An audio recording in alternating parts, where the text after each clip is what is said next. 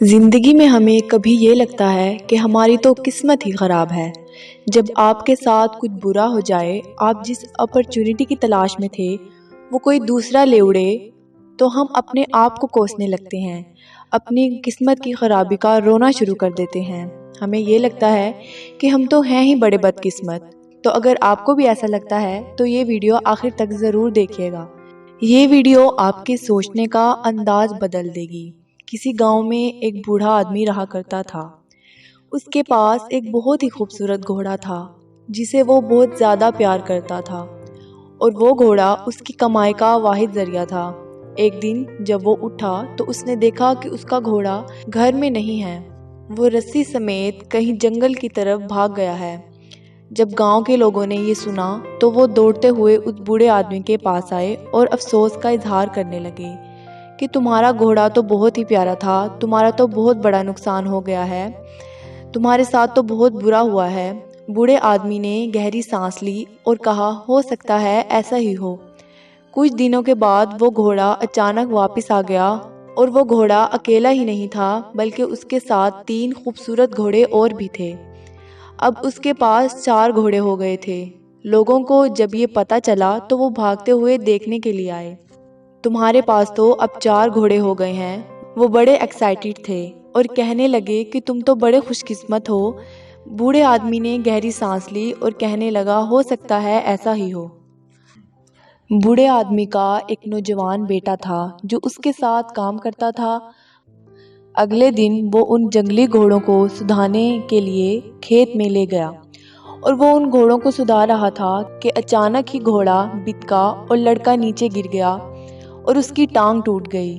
لوگوں نے جب یہ سنا تو وہ بوڑھے آدمی کے پاس چلے آئے اور افسوس کرنے لگے کہ تمہارا تو ایک ہی بیٹا تھا، تمہارے بڑھاپے کا سہارا تھا، یہ سب ان منحوس گھوڑوں کی وجہ سے ہوا ہے۔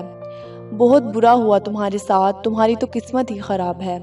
بوڑھے آدمی نے گہری سانس لی اور کہا، میں بھی ہو سکتا ہے۔ کچھ دن بعد فوج کا ایک دستہ ان کے گاؤں آ گیا۔ جنگ کے خطرے کی وجہ سے انہیں جوان لڑکوں کی ضرورت تھی۔ وہ بوڑھے آدمی کے گھر بھی آئے۔ بوڑھے آدمی کا بیٹا چونکہ زخمی تھا اور فوج کے لیے انفٹ تھا، اس لیے وہ اسے چھوڑ گئے۔ فوجیوں کے جانے کے بعد گاؤں کے لوگ بوڑھے آدمی کو مبارکباد دینے لگے کہ تم بڑے لکی ہو، بڑے خوش قسمت ہو، تمہارے بیٹے کو جنگ پہ نہیں جانا پڑا، سب نوجوانوں کو فوج لے گئی ہے، تمہاری اچھی قسمت ہے جس کی وجہ سے تمہارا بیٹا بچ گیا ہے۔ بوڑھے آدمی نے گہری سانس لی اور کہا، میں بھی ہو سکتا ہے۔ یہ کہانی ہمیں یہ سبق دیتی ہے کہ جب بھی ہمارا کوئی نقصان ہو جاتا ہے یا کوئی تکلیف ہوتی ہے تو ہم منفی رویہ اختیار کر لیتے ہیں، اس واقعے کو اپنی بدقسمتی قرار دیتے ہیں۔ ہمیں وہی نظر آتا ہے جو ہمارے سامنے ہوتا ہے، ہم پوری تصویر نہیں دیکھ پاتے۔ تکلیف ہمارے لیے کتنی آسانیاں لے کر آئے گی، ہمیں کتنا کچھ سکھا کر جائے گی، ہمیں کس بڑے حادثے سے بچائے گی، وہ ہمارے لیے بیڈ لک ثابت ہوگی یا گڈ لک، کون جانتا ہے۔ بعض دفعہ ہمیں کسی میٹنگ پر پہنچنا ہوتا ہے اور ہماری بس مس ہو جاتی ہے، اور ہم اپنے آپ کو کوسنے لگتے ہیں کہ کتنا برا ہوا ہے، میرے ساتھ ہی ایسا کیوں ہوتا ہے، اور بعد میں پتہ چلتا ہے کہ بس کا تو راستے میں ایکسیڈنٹ ہو گیا تھا، اور بس کے مس ہونے سے تو آپ کی زندگی بچانا مقصود تھی۔ تو بس کا مس ہونا آپ کا بیڈ لک ہوا یا گڈ لک؟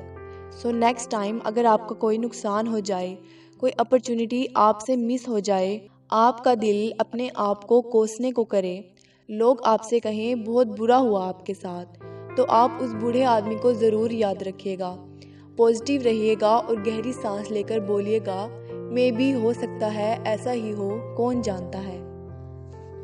اگر آپ کو ہماری ویڈیو پسند آئی ہو تو ہمارے چینل وائس ٹی وی سنا کو سبسکرائب، لائک اینڈ شیئر کیجیے گا۔ شکریہ۔